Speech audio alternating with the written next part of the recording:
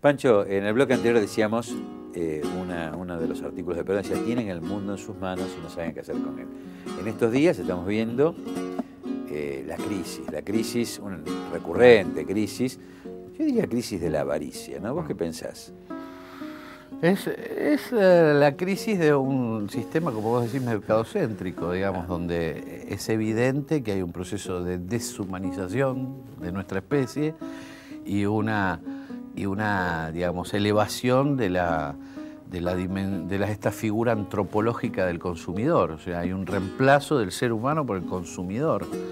Y es evidente que así como el ser humano se realizaba a partir de distintas experiencias, algunas materiales y otras espirituales, el consumidor, esta figura antropológica que está ya en la Constitución, desgraciadamente, viene a reemplazar esta idea de integralidad del hombre por un hombre absolutamente vinculado a las cuestiones materiales, es decir, vinculado a la adquisición, al ser por el tener. Y es evidente que esta mirada la tenía Perón ya en esa época, y cuando dice, tiene el mundo en sus manos y no saben qué hacer, él básicamente lo que denuncia es que las dos concepciones, de alguna manera, que surgían respecto al ser humano después de la Segunda Guerra Mundial, las dos eran de carácter básicamente materialista, uno el capitalismo individualista, cuya tendencia siempre es a la concentración y hacia una transformación antropológica del hombre, hacia el hombre consumidor, hombre lobo del hombre, ¿no? El homini lupus. Y después el materialismo, digamos, representado colectivista, un hombre absolutamente desindividualizado y subsumido en el Estado, ni siquiera en la comunidad, ni siquiera integrado en una comunidad, sino subsumido en un Estado. Esas dos opciones que le entregaba el mundo de posguerra, digamos, el resultado de la posguerra al mundo, Perón creía, digamos, porque eran negativos ambos por igual, y por eso de alguna manera desarrolla una cosmovisión justicialista donde hay un equilibrio, donde existe un equilibrio entre el aspecto individual, espiritual y trascendente del hombre y el aspecto material. Es decir, él propone una cosmovisión alternativa a ese mundo que aparecía como a esas dos ofertas o a esos dos paradigmas culturales que emergían después de la Segunda Guerra Mundial. Ahí hay un aporte sustantivo. A ver, y de nuevo a los amigos, los pibes, digamos, que sí, a los que se les ha cercenado la historia y no se les cuenta toda la verdad. La Argentina de ese entonces se había convocado en el año 49 a los más grandes pensadores de la filosofía mundial. La preocupación mundial era cuál era el destino de la humanidad. Sí. Y se reunieron en Mendoza, en Argentina. El Congreso del 49. El Congreso de 1949. Estos artículos son del 51-53. Sí, son posteriores. Son posteriores. Digo, el contexto es importante, porque nos borraron esa parte de la historia. Dijeron que Perón era un bárbaro, que era un incivilizado, que era un demagogo. La Argentina era brillante, la Argentina de Sampaio, la Argentina de la Constitución del 49, de Taborda, de la discusión de Kelsen con Cosio sí, contraponiéndose, digo, grandes pensadores, notables pensadores que los hemos borrado de la historia. Y para denigrarnos, no existen. Pero en esa Argentina, cuando Perón habla, me parece a mí, ya por entonces en el diario Democracia, de que tienen el mundo en sus manos y no saben qué hacer con él, hay un salto hacia la organizacional. O sea, no es solamente pagar prestaciones, es organicemos a la comunidad para que todos se realicen, ¿no? Es decir, me parece que este es el contexto... Claro, el contexto aparte de Perón es la idea de una libertad situacional.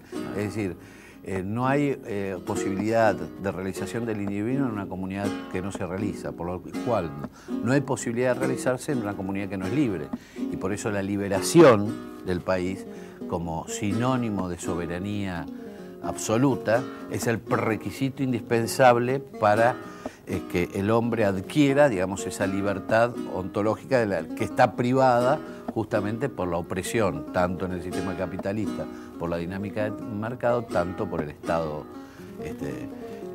colectivista. Y es evidente que hay una intención de discutir las ciencias y el rescate de la filosofía, que es muy interesante. ¿Por qué se rescata la filosofía? Porque la filosofía justamente es una actividad que nos refiere a la especulación pura, diríamos casi. Es una ciencia de un altísimo contenido de espiritualidad, aunque... La ciencia de ciencia, digamos, ¿no? Exactamente. Y entonces hay una idea de producir y de discutir el positivismo, de alguna manera, en Europa se ha visualizado como el fin de las ciencias humanísticas y, digamos, las ciencias sociales simplemente aplicadas al estudio de fenómenos atómicos y no de conceptualizaciones generales para la humanidad. Por eso nosotros estos últimos años, si vos analizás los estudios históricos o sociológicos que se producen en los grandes institutos en Argentina, siempre son cuestiones nucleares, ¿no? La familia entre un determinado periodo, la actividad de determinado grupo en determinado periodo. Ya no se discute el todo, sino se discute o se trabaja sobre una parcialidad. Eso es muy típico del racionalismo iluminista y por eso la idea brillante, no solamente de Perón, sino de todos los filósofos de la época, de presentar la batalla y de armar, de rediscutir la filosofía desde América, que también es una gran provocación. Y una gran provocación que inclusive logró conmover a hombres como Heidegger, y bueno, muchos de los cuales, algunos, Heidegger no estuvo, pero envió algunos documentos al Congreso, pero la mayoría de los filósofos importantes de la época, digamos, tuvieron una participación directa o indirecta en el Congreso. O sea, la idea era discutir el hombre. Es decir, la guerra mundial y las atrocidades que de alguna manera Europa produce en la guerra mundial obliga al mundo a discutir lo que es el humanismo. Al mundo en serio, ¿no? Al mundo en serio. Siempre hablamos de guerra mundial y es concentrada a los países de Sí, Europa, es Europa. Y después se sumó a Estados Unidos. Estamos hablando también de Europa, porque la bipolaridad es una bipolaridad, porque siempre se pone a Estados Unidos y a Rusia. En realidad es un grupo, digamos, cuya potencia exponente es Estados Unidos, que no es solamente Estados Unidos, Rusia, y después hay otra parte del mundo que queda afuera. Yo pregunto, digamos, se habla de bipolaridad, ¿qué pasaba con China? ¿Qué pasaba con la mayoría de la población del universo? Lo que pasa es que, bueno, nosotros vivíamos en Occidente y generalmente... la propaganda, como decíamos en el bloque claro, anterior. La discusión. Ustedes son de acá, son mientras los chinos se occidentales preparaban y para hacer cristianos. el futuro imperio, nosotros estábamos viendo a ver qué discutían los italianos con los españoles, los norteamericanos, ¿no? Bueno. Te cuento una anécdota mía, me enteré estos días, que no lo sabía. Cuando fue la fiebre amarilla en Buenos Aires, bueno, esta cosa de que siempre hay que buscar a alguien inferior a uno para denostarlo, y nosotros también, para denostarnos a nosotros mismos, buscamos uno superior en Europa. Como no se sabía que la enfermedad la producía un mosquito, se culpó a los inmigrantes italianos, que murieron de a miles abandonados en la zona del Parque Lezama. Me acabo de enterar, yo no lo sabía, no se atendía a los inmigrantes. Si hay 5.000 italianos, 3.000 españoles, 300 alemanes y menos muertos argentinos. Se atendía a los argentinos y no a los otros porque se los consideraba a esos inmigrantes los portadores de la enfermedad. Digo, ¿por qué? Porque estos reduccionismos, estas simplificaciones que son parte del iluminismo, que son parte de la época del fin de la Segunda Guerra y la posguerra, en realidad bien las plantea Perón, ya escribiendo como Descartes, en la comunidad organizada desde ella, pero lo más interesante, Pancho, es que la ciencia, al cambiar el paradigma de análisis científico, le da la razón a Perón.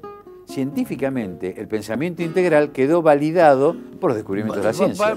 Quedó validado porque aparte el racionalismo y el iluminismo como tal, es decir, el elevar la razón a una capacidad absoluta del conocimiento llevó a lo que, digamos, se conoce como razón instrumental. Es decir, vos sabés que, digamos, los mejores estudios sobre qué pasó en Europa después de en la Segunda Guerra Mundial, hay un libro que es Dialéctica del Iluminismo, escrito por propios alemanes, dice, bueno, la razón instrumental llegaba a su máxima potencia, digamos, y la razón pura, digamos, es capaz de considerar al otro como no ser y por lo tanto, digamos, desarrollar el sistema de exterminio que se desarrolló en la Segunda Guerra Mundial. Es decir, el racionalismo llegado al extremo absoluto trajo como consecuencia las dos, digamos, sobre todo la Segunda Guerra Mundial.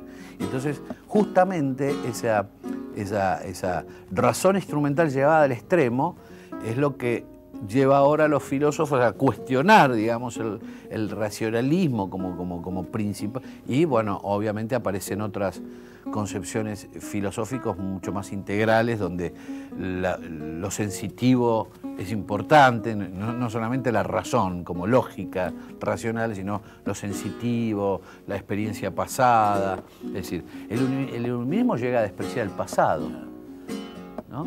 Entonces el pasado no importa, lo que importa es el presente y el futuro, el progreso indefinido, lo que importa es hacia adelante, la razón que va hacia adelante.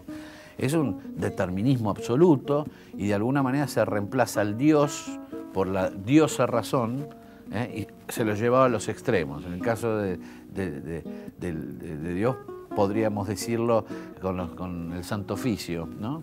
Y bueno, de alguna manera la Segunda Guerra Mundial fue el Santo Oficio del racionalismo, ¿no? Bueno, en el bloque siguiente, no me contestes ahora. Esa fue buena, ¿eh? Sí, sí. Esa me la vas a robar, seguro. Bueno, dicen los autores que cuando... Todo texto ya lo sé. Es de propiedad pública. Nosotros aprendimos sirigliano, no tiene copyright.